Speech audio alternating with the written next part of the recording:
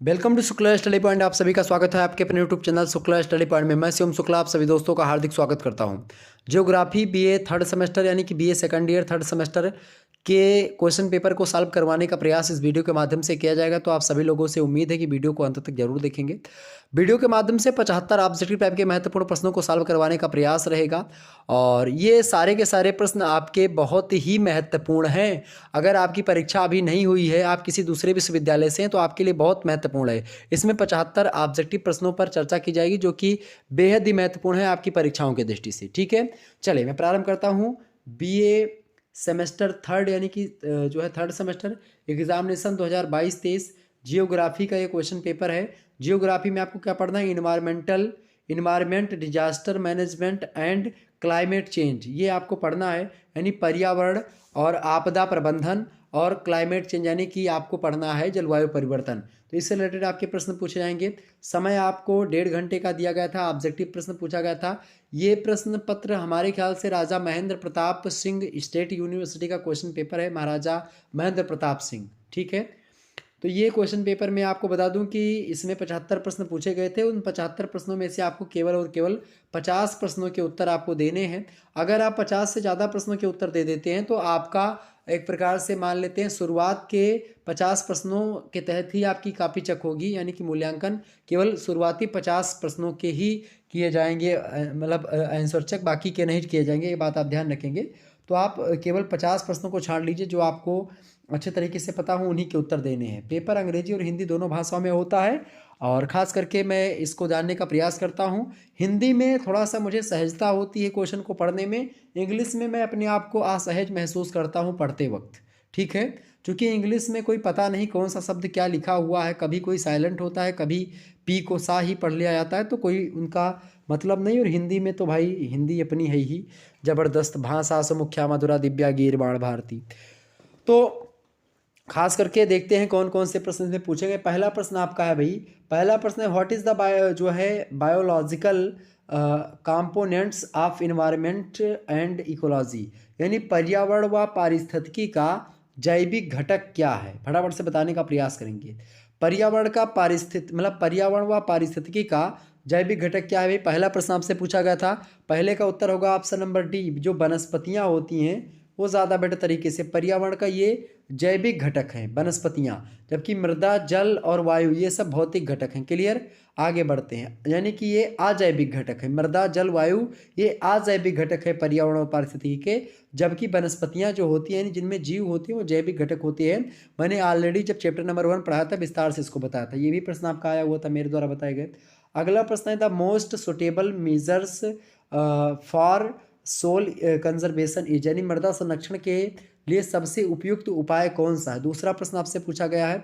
तो मृदा संरक्षण के लिए सबसे अच्छा उपाय जो है मृदा को बचाने का वो फसल आवर्तन है, यानी कि क्रॉप रोटेशन।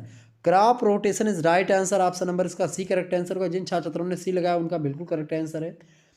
तीसरा प्रश्न आपसे पूछा गया था Tehri dam is situated on which river, यानी टेहरी बांध जो है किस नदी पर अवस्थित है। और ये 2 बार आपका यह प्रश्न पूछा गया है, बात आप ध्यान रखेंगे। एक बार और आपके भी आगे चलेंगे तो आपका प्रश्न ये पूछा जाएगा, ठीक है। यही प्रश्न सेम, तो 2 प्रश्न एक जैसा पूछा गया था। देखिए प्रश्न आपका है टेहरी बांध किस नदी पर स्थित है भाई? तो टेहरी नदी जो बांध है ये मुख्य रूप से गंगा नदी की 2 सहायक नदियां हैं। जैसे 2 नदियों के मिलने से आप देखते हैं भालक जो है भागीरथी, और एक नदी आपकी और है जो है भीलांगना। भागीरथी और भीलांगना के संगम पर टेहरी बांध जो है बना हुआ है। इसमें आपका भागीरथी दिया हुआ, करेक्ट आंसर क्या होगा? B option Bhagirathi. क्योंकि भागीरथी प्रधान नदी है, भीलांगना से थोड़ी बड़ी है, तो इसीलिए भागीरथी नदी पर बना हुआ है। ऑप्शन नंबर इसका बी करेक्ट आंसर होगा।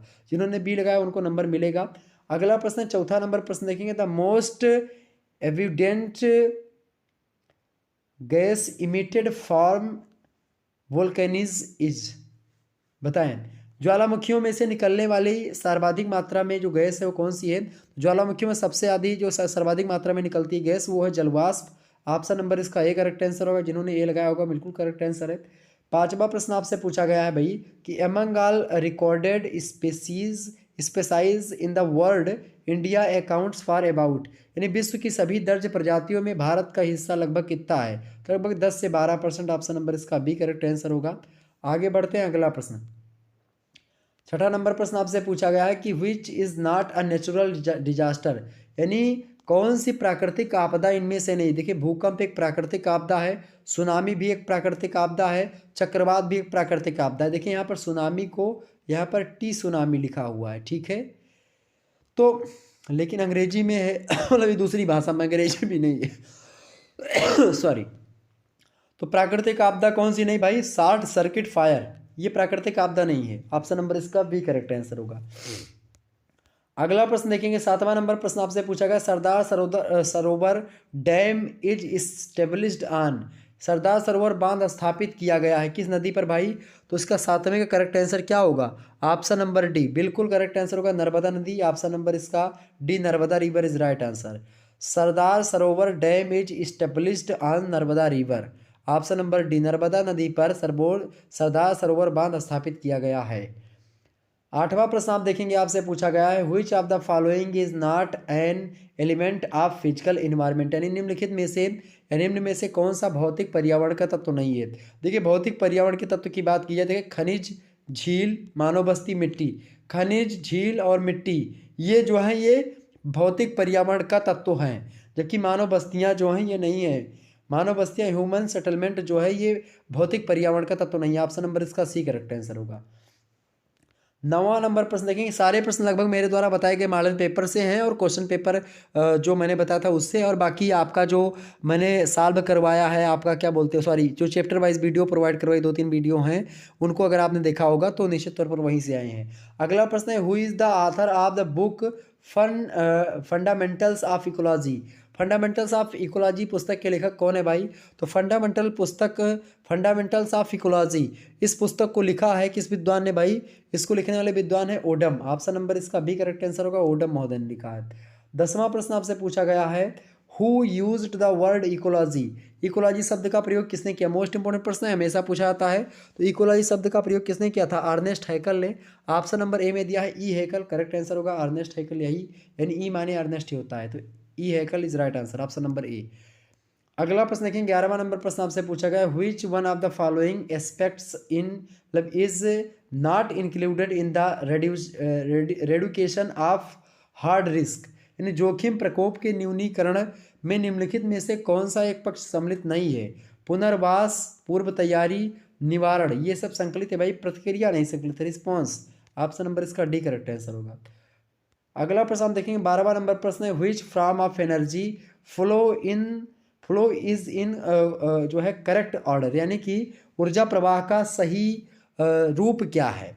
तो ऊर्जा का प्रवाह का सही रूप क्या है, सबसे पहले आप देखेंगे सूर्य यानी सन, प्लांट और एनिमल, सूर्य, पौधे, जंतु। ऑप्शन नंबर इसका डी करेक्ट आंसर होगा। 13वां प्रश्न आप देखेंगे, the transition zone between two ecosystem is called, उसको बोलते हैं भाई क्या, उसको बोलते हैं इकोटोन। ऑप्शन नंबर इसका डी करेक्ट आंसर होगा। दो पारिस्थितिकी तंत्रों के मध्य के संक्रमण क्षेत्र को इकोटोन बोलते हैं, 13वें के करेक्ट आंसर होगा ऑप्शन नंबर डी। अगला प्रश्न आप देखेंगे, 14वां नंबर प्रश्न पूछा गया है, who coined the term ecology, पारिस्थितिकी मतलब पारिस्थितिक तंत्र जो शब्द है ये किसने गढ़ा यानी किसने दिया। तो एजी टांसले महोदय ने दिया है, ऑप्शन नंबर इसका डी करेक्ट आंसर होगा। सारे प्रश्न मैंने बताए हुए हैं। अगला प्रश्न आप देखेंगे, 15वां प्रश्न आपसे पूछा गया है, which of the following process starts a food chain, यानी निम्न में से किस प्रक्रम से खाद्य श्रृंखला आरंभ होती है। प्रकाश संश्लेषण, ऑप्शन नंबर इसका B correct answer of photosynthesis. अगला प्रश्न आप देखेंगे, 16वां नंबर प्रश्न आपसे पूछा गया है, which of the following is not renewable source of energy, निम्न में से कौन ऊर्जा का नवीनकरणीय स्रोत नहीं है। देखिए पेट्रोल जो है नवीनकरणीय स्रोत आपका नहीं है, दोबारा आप नहीं बना सकते हैं। पवन सॉरी हाँ नहीं है, आपसे पूछ रहा है ना, आपसे क्या पूछ रहा है, नहीं है तो बिल्कुल पवन ऊर्जा, सौर ऊर्जा, जल विद्युत ये नवीनकरणीय स्रोत हैं, जबकि पेट्रोल जो है नवीनकरणीय स्रोत नहीं है। तो ऑप्शन नंबर इसका कौन सा करेक्ट आंसर होगा भाई, 16वें का A option is right answer. अगला प्रश्न आप देखेंगे, प्राकृतिक गैस भी आपका नहीं होता है। अगला प्रश्न आप देखेंगे, which of the following is included in the जो है प्रियोरिटी ऑफ सस्टेनेबल डेवलपमेंट, यानी निम्नलिखित में से कौन संपोषित विकास की प्राथमिकता में सम्मिलित है? जैव विविधता संरक्षण बिल्कुल संकलित है भाई, ये प्राथमिकता में संकलित है बिल्कुल। नवीनकरणीय ऊर्जा स्रोतों का प्रयोग बिल्कुल ये भी संकलित है। प्राकृतिक संसाधनों का उचित प्रयोग बिल्कुल, option number D correct answer होगा, ऑल ऑफ द एबव। अगला प्रश्न है आपका 18वां नंबर प्रश्न आपसे पूछा गया है, who says that the totally off ecological factors of an organism is environment, यानी किसने कहा कि जीवों के पारिस्थितिकी कारकों का योग पर्यावरण है? पर्यावरण की परिभाषा को देते हुए ऐसा कहा था हैकल महोदय ने, ऑप्शन नंबर इसका ए करेक्ट आंसर होगा, हैकल महोदय। अगला प्रश्न आपसे पूछा गया है, the red data book of the जो है thread species is released by which institutions, यानी संकटापन्न प्रजातियों की रेड डाटा बुक किस संस्थान द्वारा जारी की जाती है? तो किसके द्वारा भाई ये जारी की जाती है? IUCN के द्वारा। IUCN का फुल फॉर्म होता है अंतर्राष्ट्रीय प्रकृति संरक्षण संघ। ओके, क्लियर, आगे बढ़ते हैं। अगला प्रश्न हम देखें, 20वां नंबर प्रश्न है, which of the following is not an example of in situ conservation. देखिए इन सीटू और एक्स सीटू कंजर्वेशन होते हैं, इसके बारे में मैंने आपको पढ़ाया भी है। निम्न में से कौन इन सीटू संरक्षण का उदाहरण नहीं है? इन सीटू का देखें, बाघ रिजर्व है, राष्ट्रीय पार्क, वन्य अभ्यारण्य, ये सब है, बीज बैंक नहीं, ऑप्शन नंबर इसका डी करेक्ट आंसर होगा। अगला प्रश्न आप देखेंगे 21 नंबर प्रश्न आपसे, विच of the following is related with biodiversity, यानी निम्नलिखित में से कौन सा जैव विविधता से संबंधित है? देखिए जैव विविधता से संबंधित इनमें से कौन सा प्रोटोकॉल है भाई? जैव विविधता से संबंधित जो है आपका वो कौन सा है? बिल्कुल करेक्ट आंसर होगा ऑप्शन नंबर इसका सी, जो है कार्टाजेना प्रोटोकॉल जो है ये आपका जैव विविधता से रिलेटेड है, ऑप्शन नंबर इसका सी करेक्ट आंसर होगा। अगला प्रश्न है आपका 22 number, biodiversity is richer in, यानी जैव विविधता संपन्न क्षेत्र है, बताएं जैव विविधता संपन्न क्षेत्र कौन सा भाई इनमें से? जैव विविधता क्षेत्र जो संपन्न क्षेत्र है इनमें से वो उष्ण कटिबंधीय प्रदेश है, ऑप्शन नंबर इसका डी करेक्ट आंसर होगा, tropical region is right answer, option number इसका डी करेक्ट आंसर होगा। 22 नंबर का डी ऑप्शन इज राइट, जिन्होंने डी लगाया होगा उनको नंबर मिलेगा। अगला प्रश्न हम देखेंगे, where is the head office of International Union for Conservation of Nature, यानी IUCN सिचुएटेड, अंतर्राष्ट्रीय प्रकृति संरक्षण संघ का मुख्यालय या मुख्य कार्यालय कहाँ स्थित है? इसी का फुल फॉर्म आपसे पूछा गया था, ऊपर शायद नहीं पूछा गया था, ठीक है, चले बताएं अंतर्राष्ट्रीय प्रकृति संरक्षण संघ का मुख्य कार्यालय कहाँ पर स्थित है भाई? तो इसका कार्यालय जो स्थित है वो कहाँ पर स्थित है? 23 नंबर करेक्ट आंसर क्या होगा? बिल्कुल ग्लैंड स्विट्जरलैंड में स्थित है, ऑप्शन नंबर इसका बी करेक्ट आंसर होगा, B option is right answer. अगला प्रश्न आपसे पूछा गया था 24 नंबर देखेंगे, which of the following cases जो है सुनामी, यानी कि निम्नलिखित में से किस कारण से सुनामी उत्पन्न होती है? महासागर में भूकंप आने से, वन विनाश से, वैश्विक भूतापन से, सूखा से। बिल्कुल महासागर में भूकंप आने से ज्वालामुखी उत्पन्न होती है, ऑप्शन सॉरी सुनामी उत्पन्न होती है, ऑप्शन नंबर इसका ए करेक्ट आंसर होगा।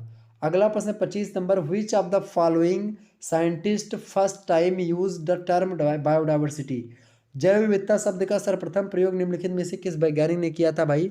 तो किस वैज्ञानिक ने किया था उसको किया था, इन्होंने किया था किसने? वाल्टर जी रोसेन ने, ऑप्शन नंबर इसका डी करेक्ट आंसर होगा। 26 नंबर प्रश्न आपसे पूछा गया है, which of the following is included in biodiversity, यानी निम्न में से किसे जैव विविधता में सम्मिलित किया जाता है, बताएं। जैव विविधता में वनस्पति, सूक्ष्म जीवाणु, जंतु सभी को सम्मिलित किया था, ऑप्शन नंबर इसका डी होगा, all of the above is right answer. अगला प्रश्न आप सभी लोग देखेंगे 27 नंबर प्रश्न आपसे पूछा गया है, when was the wild life protection act made in India, Bharat में वन्य जीव संरक्षण अधिनियम कब बना? तो भारत में वन्य जीव संरक्षण जो अधिनियम बना था वो कब बना भाई? वो बना है 1972 में, ऑप्शन नंबर इसका ए करेक्ट आंसर होगा। 1972 में भारत में वन्य जीव संरक्षण अधिनियम बना, ऑप्शन नंबर ए 27 का। 28 नंबर प्रश्न आपसे पूछा गया, National Biodiversity Authority has is headquarter at, यानी कि भारत में राष्ट्रीय जैव विविधता अथॉरिटी का मुख्यालय जो है वो कहाँ पर स्थित है? तो कहाँ पर अवस्थित है भाई? वो चेन्नई में अवस्थित है, तमिलनाडु में चेन्नई पड़ता है, वहीं पर अवस्थित है, ऑप्शन नंबर इसका सी करेक्ट आंसर होगा।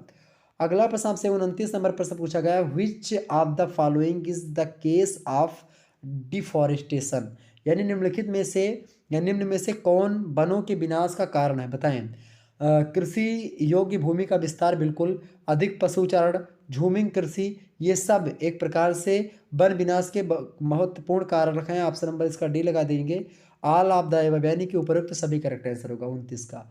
तीसरा नंबर प्रश्न आपसे पूछा गया, what percentage of land should be जो है covered by forests for international मतलब इन्वायरमेंटल बैलेंस, यानी पर्यावरणीय संतुलन के लिए कितने प्रतिशत भूमि पर वनों का प्रसार होना चाहिए। तो 33.33 यानी 33% जो है ये पर्यावरणीय संतुलन के लिए परसेंट पर भूमि होनी चाहिए। ऑप्शन नंबर इसका सी करेक्ट आंसर होगा। 31 नंबर प्रश्न है, which of the following is also called as creeping death, निम्नलिखित में से किसे रेंगती हुई मृत्यु कहा जाता है।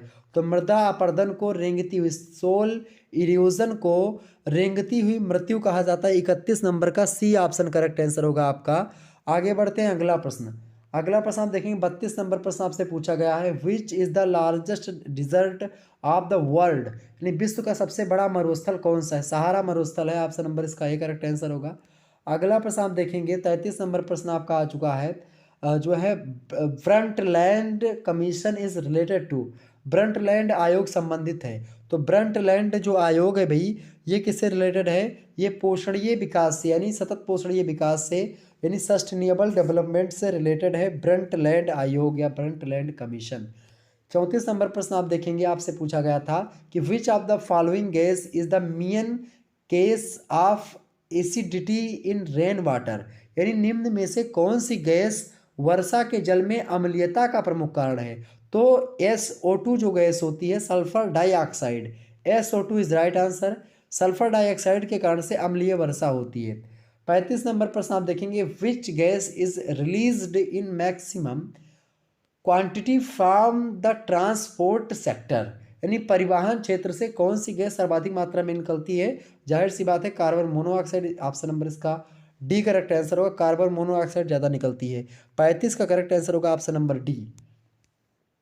अगला प्रश्न 36 नंबर आपसे पूछा गया था एग्जाम में, देखेंगे प्रश्न। और एक बार जितने भी लोग देख रहे हैं फटाफट से वीडियो को लाइक और शेयर कर दीजिएगा, बड़ी मेहनत करनी पड़ती है आप लोगों के लिए, तो आप सभी लोग वीडियो को लाइक और शेयर अवश्य कर दीजिए भाई, सभी दोस्तों के पास वीडियो को शेयर कर दीजिएगा। ओके, अगला प्रश्न आपसे पूछा गया, what is the name of tropical cyclone in the Caribbean sea region, उष्णकटिबंधीय चक्रवात को कैरेबियन सागर क्षेत्र में किस नाम से पुकारा जाता है। तो उष्णकटिबंधीय चक्रवात को कैरेबियन सागर क्षेत्र में किस नाम से पुकारते भाई, उसको बोलते हैं हरिकेन। ऑप्शन नंबर इसका सी करेक्ट आंसर होगा।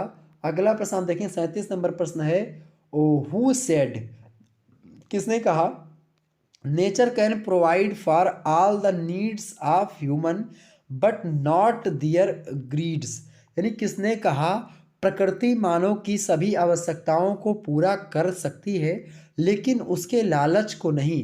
ये कथन है मोहनदास करमचंद गांधी जी का यानी महात्मा गांधी जी का। ऑप्शन नंबर डी में दिए करेक्ट आंसर, जिन्होंने डी लगाया उनका नंबर 1 का ऑप्शन है, मतलब उनको नंबर मिलेगा। 38 नंबर प्रश्न आपसे पूछा गया है, which is the largest tiger reserve of India, यानी कि भारत का सबसे बड़ा बाघ रिजर्व कौन सा है, बताएं। भारत का सबसे बड़ा बाघ रिजर्व कौन सा है भाई, नागार्जुन सागर बांध। ऑप्शन नंबर इसका ए करेक्ट आंसर होगा। अगर नागार्जुन सागर बाघ रिजर्व जो है सबसे बड़ा है भारत का। अगला प्रश्न आप देखते हैं 39 नंबर प्रश्न आपसे पूछा गया था। प्रश्न क्या है भाई, देखेंगे सभी लोग। प्रश्न है, in which Veda treatment of various diseases by plants has been told, यानी किस वेद में विभिन्न रोगों के वनस्पतियों के द्वारा उपचार के बारे में बताया गया है। तो जाहिर सी बात है आप सभी को पता होगा, उस वेद का नाम है अथर्ववेद। 39 का करेक्ट आंसर होगा option number B, Atharvaveda is right answer. अगला प्रश्न आप देखेंगे 40 नंबर प्रश्न है, Chipko movement is associated with, यानी चिपको आंदोलन संबंध रखता है किससे भाई, वन संरक्षण से। ऑप्शन नंबर इसका ए होगा, फॉरेस्ट कंजर्वेशन। 41 नंबर प्रश्न आपसे पूछा गया है, which of the following is not green house gas, निम्न में से कौन ग्रीन हाउस गैस नहीं है। ग्रीन हाउस गैस कौन सी नहीं भेजे, मीना का जलवा, यानी मीना का यानी मीथेन, नाइट्रस ऑक्साइड और कार्बन डाइऑक्साइड, ये सब ग्रीन हाउस गैस हैं। और ऑक्सीजन जो है ये ग्रीन हाउस गैस नहीं है। ऑप्शन नंबर इसका डी लगा देंगे। 42 नंबर प्रश्न आपसे पूछा गया, विच of the following is the result of global warming. 42 number प्रश्न क्या है कि निम्न में से कौन सा वैश्विक तापन का परिणाम है। वैश्विक तापन का परिणाम है ग्लेशियर पिघलते हैं, इससे समुद्र का जलस्तर बढ़ता है, समुद्र का तटीय जो क्षेत्र है तटीय इलाका है वो डूब जाता है। ऑप्शन नंबर इसका डी करेक्ट आंसर होगा, all of the above correct answer होगा। इन सारे प्रश्नों को मैंने बार बार आपको बताया था, इसका पूरा कॉन्सेप्ट भी मैंने समझा दिया था, ठीक है। 43 नंबर प्रश्न आपसे पूछा गया था कि which gas is most responsible for the develop जो है develop developing deflation of the ozone layer, यानी ओजोन परत के क्षरण के लिए कौन सी गैस सर्वाधिक उत्तरदायी है। तो आप सभी को पता होगा जो CFC है यानी क्लोरोफ्लोरोकार्बन जो है ये ओजोन परत के क्षरण के लिए सबसे महत्वपूर्ण मतलब सबसे उत्तरदायी गैस है। ठीक है, ऑप्शन नंबर इसका बी करेक्ट है, क्लोरोफ्लोरोकार्बन।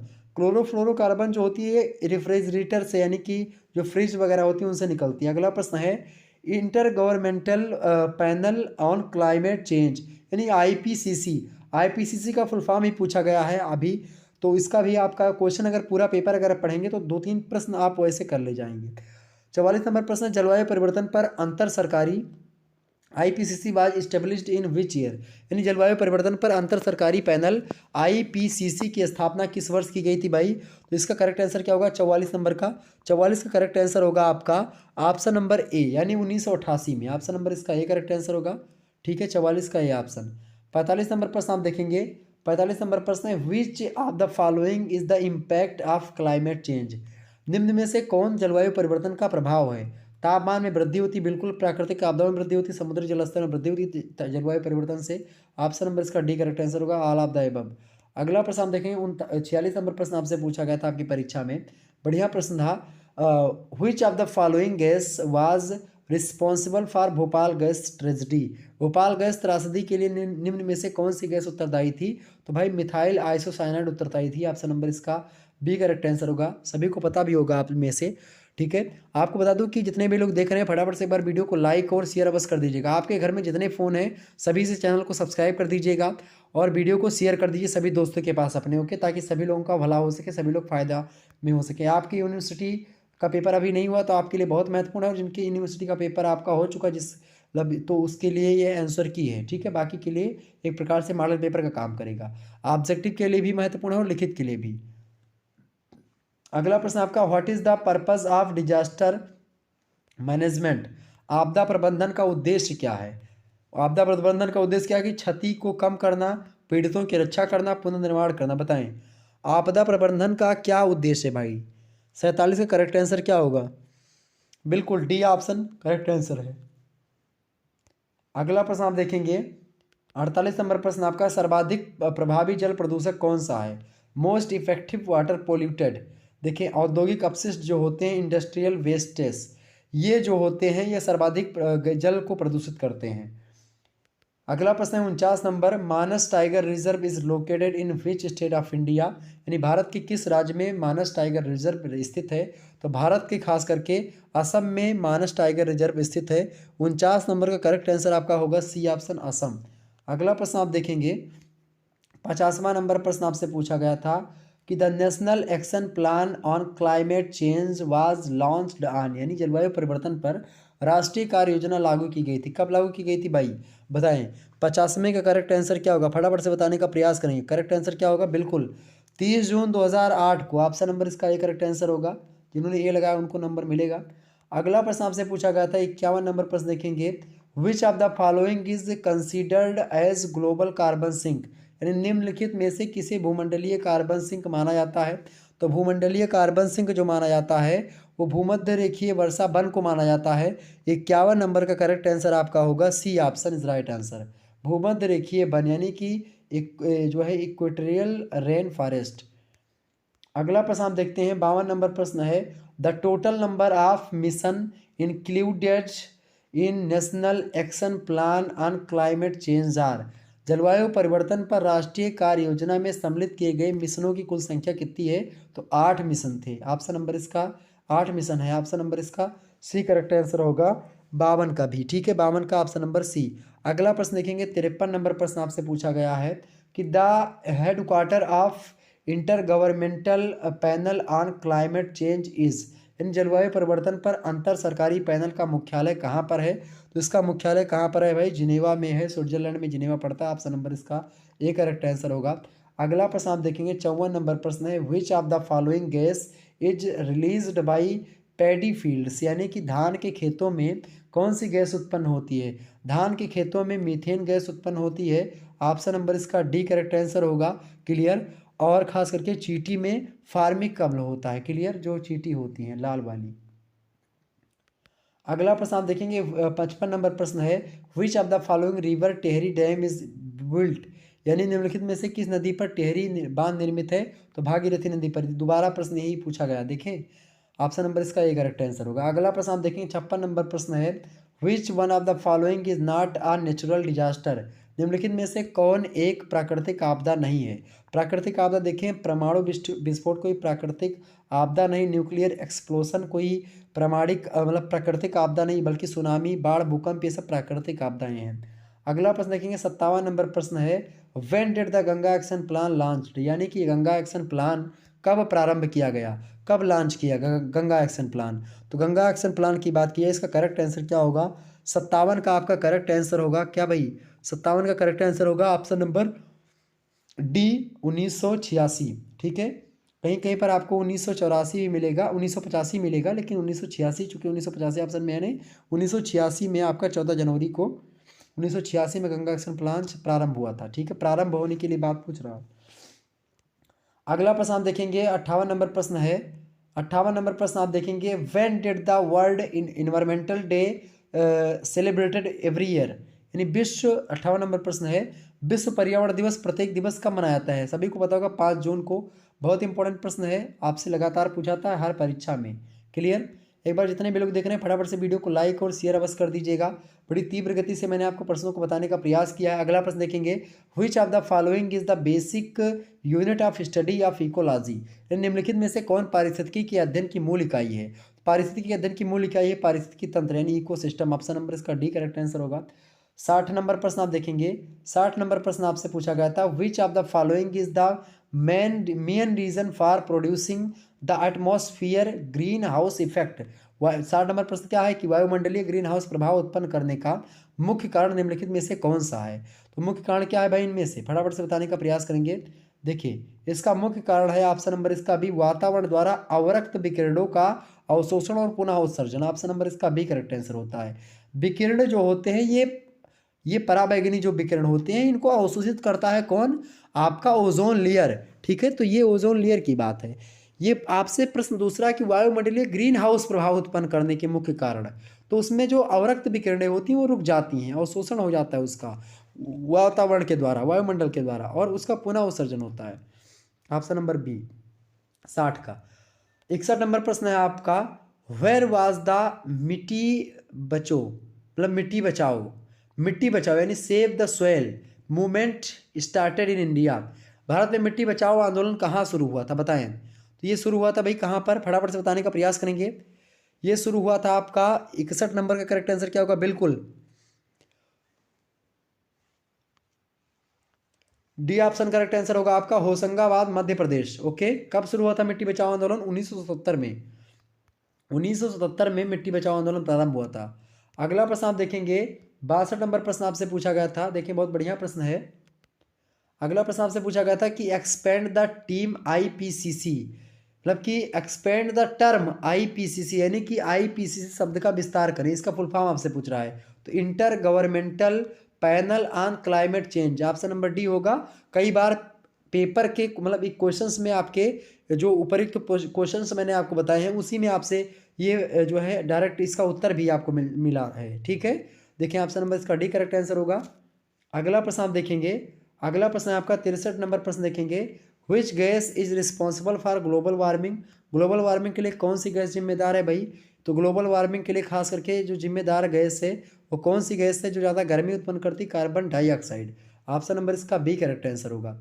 अगला प्रश्न देखें 64 नंबर प्रश्न है, which of the following states of India become the first carbon free state, Bharat का निम्नलिखित में से कौन सा राज्य पहला कार्बन मुक्त राज्य बना है? तो कौन बना है भाई? हिमाचल प्रदेश बना है। 64 नंबर का करेक्ट आंसर क्या होगा? बिल्कुल C option is right answer, Himachal Pradesh.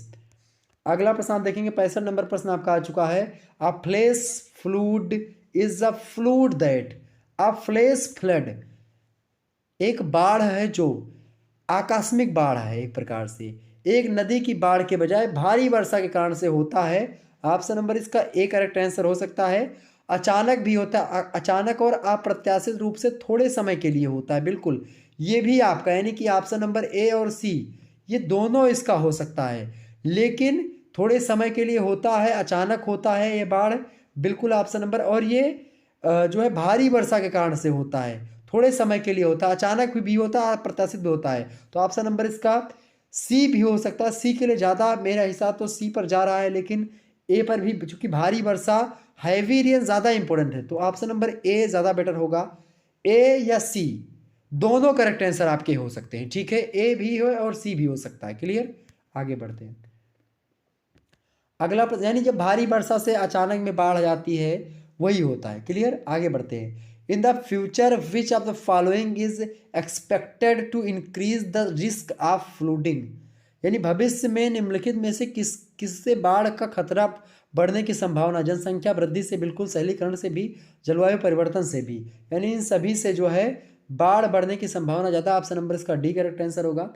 67 number प्रश्न आपसे पूछा गया है, what is the name used to refer the cyclone that form in Indian ocean, यानी कि हिंद महासागर में बनने वाले चक्रवात को संदर्भित करने के लिए किस नाम का उपयोग किया जाता है। तो भाई उसको क्या कहते हैं, उष्णकटिबंधीय चक्रवात, ट्रॉपिकल साइक्लोन। ऑप्शन नंबर इसका ए करेक्ट आंसर होगा। 68 नंबर प्रश्न आप देखेंगे, seismograph is used for, seismograph का उपयोग किसके लिए किया जाता है। सिस्मोग्राफ का उपयोग भूकंप मापने के लिए किया जाता है, two major earthquake. Option number इसका बी करेक्ट आंसर होगा। अगला प्रश्न आप देखेंगे, 69 नंबर प्रश्न आपसे पूछा गया है, the movement of earthy materials from higher region to lower region due to gravitational pull is called, यानी गुरुत्वाकर्षण खिंचाव के कारण उच्च क्षेत्र से निचले क्षेत्र में मिट्टी के पदार्थों की गति को क्या कहते हैं। तो इसको हम बोलते हैं भूस्खलन, यानी कि लैंड स्लाइड बोलते हैं इसको। ऑप्शन नंबर इसका सी करेक्ट आंसर होगा। 70 नंबर प्रश्न आपसे पूछा गया है, where was the first use of nuclear bombs which cause death to the millions of lives, यानी परमाणु बमों का पहला हमला, पहला प्रयोग कहाँ हुआ था जिससे लाखों लोगों की मृत्यु हुई थी। हिरोशिमा और नागासाकी में हुआ था, अमेरिका ने किया था, ये जापान का शहर है हिरोशिमा नागासाकी। ऑप्शन नंबर इसका सी करेक्ट आंसर होगा। 71 नंबर प्रश्न आपसे पूछा गया कि when was project tiger launched in India, यानी भारत में प्रोजेक्ट टाइगर कब शुरू किया गया भाई। तो 71 का करेक्ट आंसर क्या होगा आपका, 71 का करेक्ट आंसर होगा ऑप्शन नंबर डी 1973 में। Option number D correct answer होगा। अगला प्रश्न आप देखेंगे, 72 नंबर प्रश्न है, what type of pollution causes various diseases related to the जो है रेस्पिरेटरी सिस्टम, यानी श्वसन तंत्र से संबंधित विभिन्न रोग किस प्रकार के प्रदूषण का कारण बनते हैं। तो वो आपका वायु प्रदूषण। ऑप्शन नंबर इसका सी करेक्ट आंसर होगा, एयर पोल्यूशन। अगला प्रश्न आप देखेंगे, 73 नंबर प्रश्न आपसे पूछा गया था, which of the following is the largest ecosystem in the world, यानी कि निम्नलिखित में से कौन विश्व का सबसे बड़ा पारिस्थितिकी तंत्र है। फटाफट से बताएंगे, निम्नलिखित में से कौन विश्व का सबसे बड़ा पारिस्थितिक तंत्र है भाई। तो महासागर जो है ये, यानी ओशियन, ये विश्व का सबसे बड़ा पारिस्थितिकी तंत्र है। ऑप्शन नंबर इसका सी करेक्ट आंसर होगा। विच of the following is the largest ecosystem in the world, largest ecosystem in the world is ocean. Okay, अगला प्रश्न 74 नंबर प्रश्न आपसे पूछा गया कि the national institute of disaster management was established on, राष्ट्रीय आपदा प्रबंधन संस्थान NIDM की स्थापना कब हुई थी भाई। तो इसकी स्थापना हुई थी 14 अगस्त 2004 को। ऑप्शन नंबर इसका डी करेक्ट आंसर होगा। क्लियर, 11 से 14 अगस्त के बीच। अगला प्रश्न आप देखेंगे, 75 नंबर प्रश्न आपसे पूछा गया है कि the concept of biodiversity hotspots is given by, जैव विविधता हॉटस्पॉट की अवधारणा किसके द्वारा दी गई थी। तो किसके द्वारा दी गई थी भाई, ये दी गई थी नॉर्मन मायर्स के द्वारा। ऑप्शन नंबर इसका बी करेक्ट आंसर होगा। नॉर्मन मायर्स ने 1988 ईस्वी में हॉटस्पॉट की, जैव विविधता हॉटस्पॉट की अवधारणा दी थी। ऑप्शन नंबर इसका बी करेक्ट आंसर होगा, नॉर्मन मायर्स। क्लियर, इस प्रकार से आपके 75 प्रश्न मैंने सॉल्व करवा दिए। बहुत ज़्यादा आपके कमेंट्स आ रहे थे कल से ही, और कल से ही आ रहे थे, इसीलिए मैंने सोचा कि आपका ये सॉल्व करवा दिया जाए। और ऑलरेडी आपको पता होगा कि इसीलिए कोई वीडियो तो आपकी पहले ही बन जाती, लेकिन जो है मैं थोड़ा सोचता हूँ ताकि आपको पहले पता चल जाए कि आपकी आंसर की कब अपलोड होने वाली है। ओके, चलें फिर मिलते हैं हम नेक्स्ट वीडियो में। तब तक के लिए जय हिंद जय भारत। आप सभी का बहुत बहुत धन्यवाद हमारे से जुड़ने के लिए। इसी प्रकार से पॉलिटिकल साइंस का और इसके अलावा हिंदी साहित्य का, सोशियोलॉजी का और अन्य सब्जेक्ट का क्वेश्चन पेपर मैंने डीडीयू का भी, सिद्धार्थनगर विश्वविद्यालय का भी लिखित पेपर चल रहा है उसका भी मैंने क्वेश्चन पेपर डालने का जो है डाल दिया है।